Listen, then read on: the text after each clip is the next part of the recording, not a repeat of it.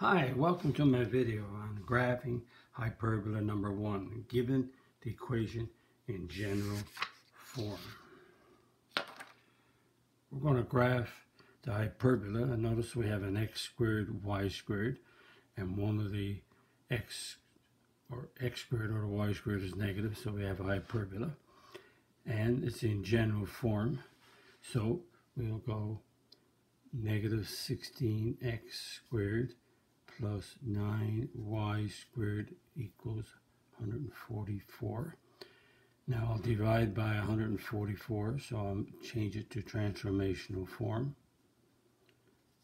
Divide all parts of the equation by 144, so that's a negative x squared over 9 plus y squared over 16 equals 1.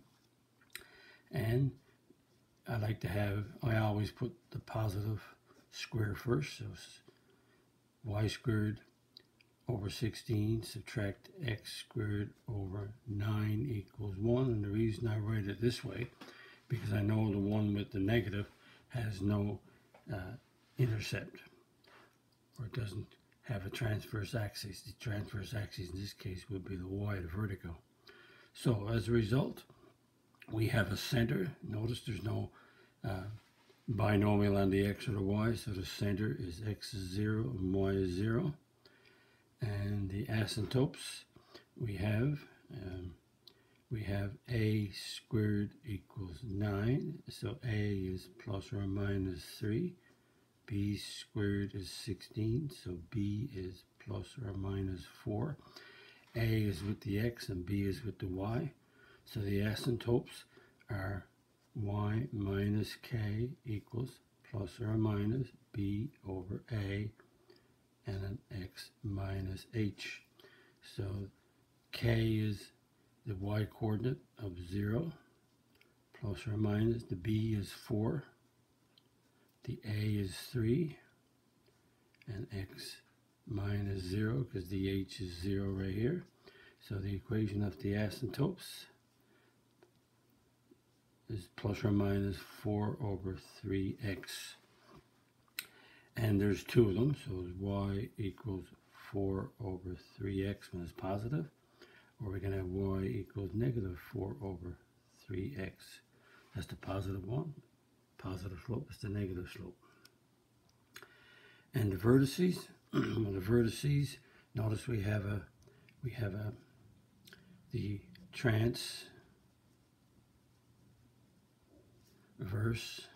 axis. Because the y is positive, the transverse axis is vertical. Because the y is positive, the x is negative, there's no x-intercepts. And so the vertices are x's from the center, x is 0.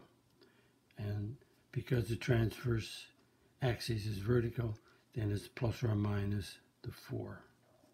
So vertex 1 is 0, comma, 1 plus 4 is 4. And vertex 2, x is 0, and is 0 minus 4, which is negative 4. So these are the two vertices. So now we'll draw the hyperbola.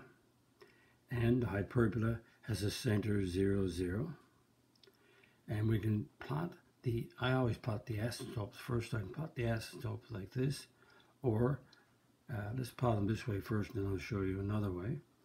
The rise is 4, and the run is 3 from the center. So rise 4, run 3, which is there. We'll go as up and to the right is positive. So up 4 and to the left is negative. So we can draw the asymptotes. We also can go down 4, left 2, or sorry, left 3, or from the center we can go down 4, down 4, right 3, down 4, left 3. So the asymptotes are a broken line going through the points that I just plotted. There's the asymptotes. And this is the positive. This is the negative one because it's going up to the left, so it's a negative 4 over 3x. And this is the positive one, 4 over 3x. Notice positive is up to the right, negative is up to the left. Or you can go down, negative is down to the right, and positive is down to the left. And the vertices are 0, 4. First one, x is 0, y is 4 right there. The second vertex is 0, negative 4, x is 0, negative 4. And because that's the intercept, it will move out, getting closer and closer to the asymptote as x goes to. So as x goes to infinity, this hyperbola gets closer and closer to this asymptote. And also down here, it goes out like this. Like two hyperbolas, similar to two hyperbolas. Oh, I said I was going to show you another way. And the other way would be that A is 3 and B is 4. So B is 4. So if B is on the vertical, so B is 4, A is 3, 4, 3 is this point, 4, negative 3 is this point, B is 4, A is negative 3, and B is negative 4, A is plus 3, and B is negative 4, A is negative 3. So there's another way to plot these 4 points, and also those 4 corners set up the rectangle, and the corners of the rectangle is where the hyperbolas go through. Or you can also plot it from the center using the slopes. Okay, so that equation had center 0, 0. So what about if the equation don't have a center 0, 0, got an HK? So let's look at this. Again, we have a hyperbola. We got an x squared, y squared, and one of them is plus and one of them is minus.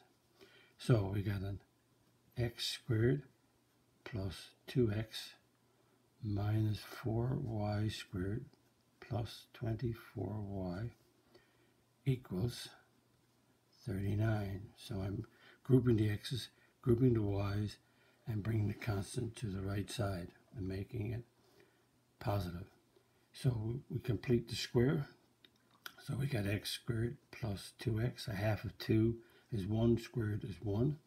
So when I put 1 on the left side, I put 1 on the right side to balance it. Now I take out the negative 4. There we go. Negative 4 divided by negative 4 is 1. Negative 24 divided by negative 4 is negative 6. So I factored it. A half of negative 6 is negative 3 squared is 9. So when I put a 9 there, I have negative 4 times 9 is negative 36. So this trinomial is factored as x half of plus 2 is a plus 1 squared minus 4. This trinomial factored is y half of negative 6 is negative 3 squared, and that equals to 40 subtract 36 is 4. Now we'll divide all. We want to make it transformation form. We divide all terms by all parts of the equation by 4. So we get a 1, which is what we want. And this one is x plus 1 squared over 4. And this one is y minus 3 squared. 4 divided by 4 is 1. So we have the equation in transformational form, which is what we want. And the center is opposite of opposite of plus 1 is negative 1. The opposite of a negative 3 is a plus 3. So the center is negative 1, 3. So the asymptotes, looking here, a squared is 4. So a is plus minus 2. B squared is 1 from right here. In transformation form, so b is plus or minus 1. So the asymptotes is y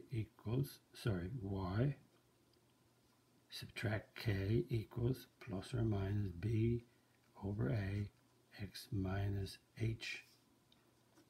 So we can take it from here, that the k is 3, so that's k minus 3, plus or minus. B is 1, A is 2, and the H is negative 1, so that's a plus 1, because it's the opposite.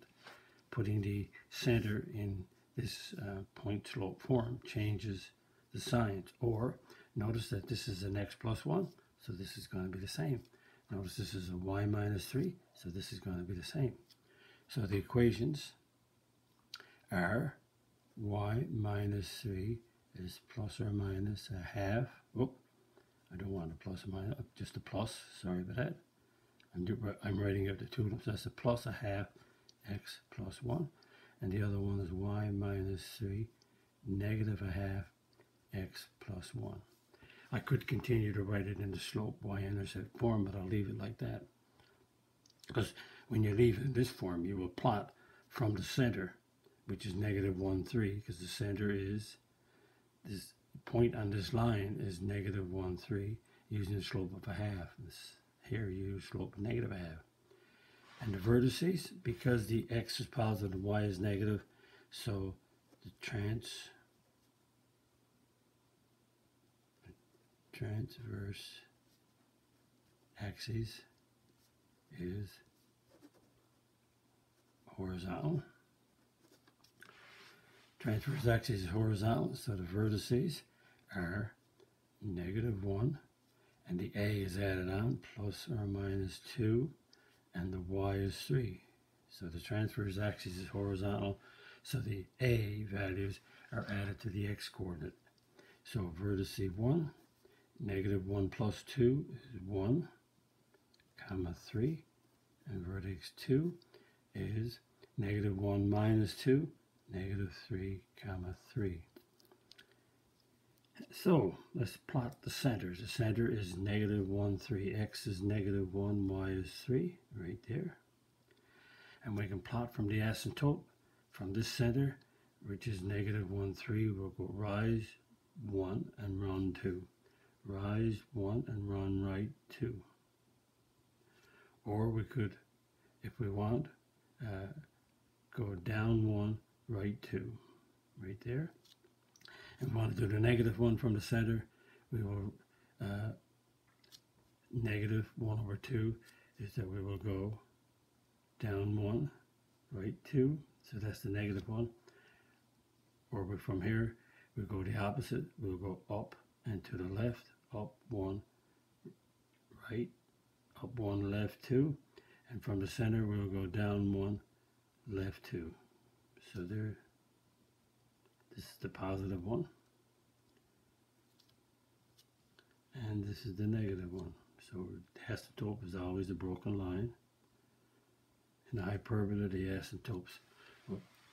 hyperbola will go towards the asymptote and never touch. Again, the slope is up 1, right 2, or up 1, left 2. And there's the four corners of the four corners right here. You want to put that little box in, and the asymptotes go to the corner. So now we plot the vertices 1, 3. X's 1. Center is negative 1, 3. So we got a x's 1, y is 3, x's 1, y is 3. One vertex is right there. That's B1, so it goes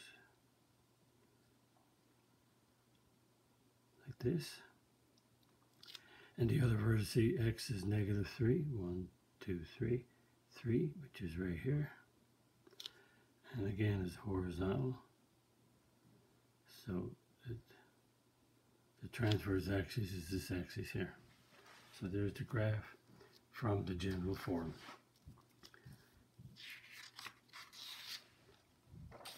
So that brings us to the end of this video. And if you like my video, click the like button. If you're not a subscriber, click the subscribe button. Visit my math website, www.mathfullyexplained.com, to find more information about me, my videos, and the content. That's the content on my YouTube channel called Math Fully Explained. Thank you for viewing my video. Hope your video was of some help to you. Bye bye.